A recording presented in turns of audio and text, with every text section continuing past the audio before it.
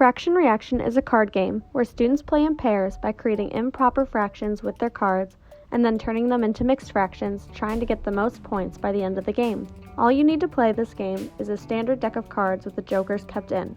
All cards in the deck will be their face value, which means that numbers 2 through 9 are normal, aces are 1, jacks are 11, queens are 12, and kings are 13. To set up the game, you will deal 7 cards to each player.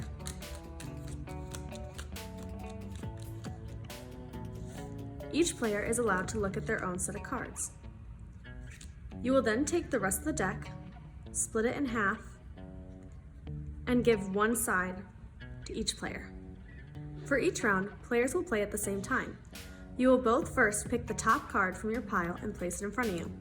You will then look at the cards in your hand, pick one, and place it as part of your fraction. You will then move your cards around to create an improper fraction, so that the largest number is on top and the smaller number is on the bottom. Each player will then read their improper fraction out loud as a mixed fraction. So I would say that 10/7 is 1 3/7. The person with the largest mixed fraction wins the round. You take the cards from both of your fractions and create a trash pile off to the side. To keep score, you can just tally on a separate sheet of paper as I have done here. To actually win the round, not only do you have to have the largest mixed fraction, but you have to actually say it right. For example, let's say this is my improper fraction, 5/8, and this is my opponent's improper fraction, 10/3. I read my mixed fraction as 1 3/5, and my opponent reads theirs as 4 1/3. They said theirs incorrectly. It is supposed to be 3 1/3.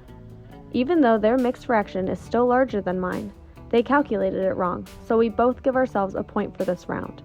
You will keep playing until all 7 rounds are over. When playing the game, there will be 3 types of special cards. The first card is the jokers. These cards have a value of 100. The next card is 7, which is a wild card. This wild card can be any number between 2 and 13.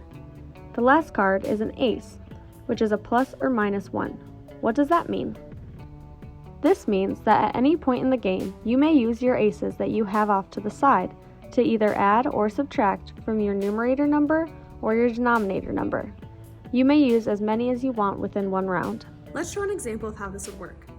Let's say you start with this hand and it has an ace in it. Then you automatically take it out of your hand and put it in a special pile off to the side. You will then pick a top card from your deck to replace it. Then to start your round, you flip over the top card of your deck, and oops, it's an ace. So what I'm going to do is I'm going to take it, add it to my special pile, and try again. Now I have a 6, so I'm going to pick a card from my hand to create my improper fraction. My improper fraction as a mixed fraction is 1 2/4. I want to add both of my aces to my numerator to make this an 8. So my new mixed fraction is 2. In the event of a tie within a round, such as we have here, 6/4 and 6/4, each player will pick up the top card from their individual pile and replace one of the cards within their fraction to maintain an improper fraction. The other cards will go into the trash pile. In the event of a tie at the very end of the game, each player picks 3 cards from their deck. They will then select 2 out of the 3 cards to create an improper fraction. Their extra cards will go in the trash pile. The person with the largest improper fraction wins. My mixed fraction is 6, and hers is 2 1/6, so I win the game. Thanks for listening. I hope you enjoyed playing Fraction Reaction.